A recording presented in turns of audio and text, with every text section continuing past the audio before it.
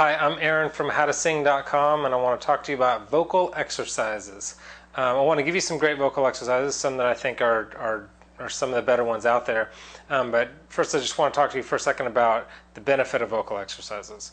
As you may know, your voice, or your voice box, everything that makes up your voice that produces sound, is made up primarily of muscle, cartilage as well.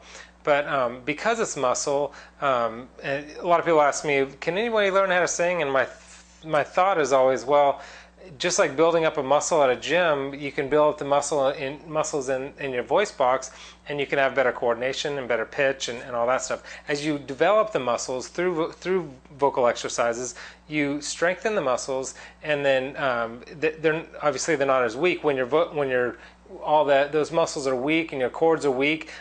That's when you miss pitches and you break and you crack and all that stuff, and you don't have a very high range. All that is because the lack of coordination, because your muscles are not strong. So that's a big benefit of vocal exercises. So better pitch, help increase your range. And another one is smooth out those breaks. You may have heard of what's called the mixed voice, or some people call it the blended voice, or some people just call it the mix. But basically what that is, you have two primary registers. You have your chest register and head register. That's true for guys and girls. And then there's your falsetto and whistle, but I'm not getting into that. As far as the mixed voice goes, it's basically a mix of your head voice, oh, and your chest voice, oh. It's having a nice blend between the two of those, your mix. Having a good mixed voice is when you have a clean, smooth from like ooh,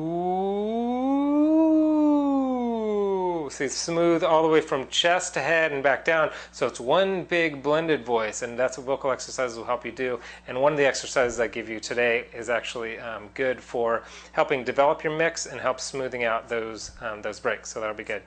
There are two types of vocal exercises, sort of. I mean, really, there's the warm-up exercises. Which is the first one I'm going to give you, warm-up exercise. And a good warm-up exercise, you just need to do 1, 2, 3, maybe a full regimen of them, but at least the first one or first couple should be a good, like, just getting your voice kind of warmed up kind of thing. And a good closed mouth exercise is a good one to start with. This is just the hmm.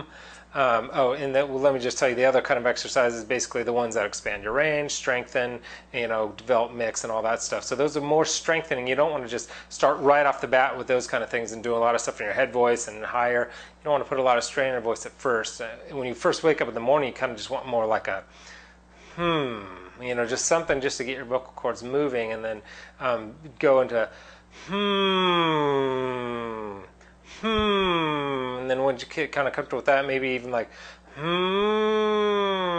start working a little bit up into the a little bit up into that head voice there, but mostly just the just to get started. So that's a good one to start out with. The next one is a pharyngeal, what they call a pharyngeal. You get that because your pharynx is down here, larynx and pharynx actually. NG, the So this one is a pharyngeal slide. So this is the actual one that, this slide is the one that can help you expand your range, smooth out breaks, and help you develop your mix. So you got the exercise, and this one is do like an NG kind of sound. It's kind of ugly sound, but it actually is good for helping your vocal cords to connect. Just as a side note, but the benefit of this one is that sound, that kind of sound helps your vocal cords to connect. A lot of times what happens is when you go from your chest voice and trying to get into your head voice, a lot of people have difficulty getting into their head voice. Many people, I would almost say most people, have difficulty getting into the head voice without going like into their falsetto. And what happens in falsetto is your cords kind of break apart, and that sound you're getting just comes from just the edges. The edges are catching the air flow and the sound as it comes through. So in order to keep that from happening, you want to keep your vocal cords together and get into your head voice. That's how you expand your range, but that's a different video.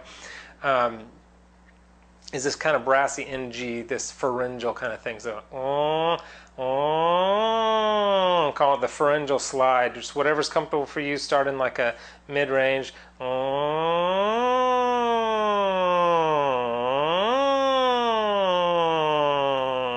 And notice I'm going from my chest voice to my head voice. There's no breaking. It's just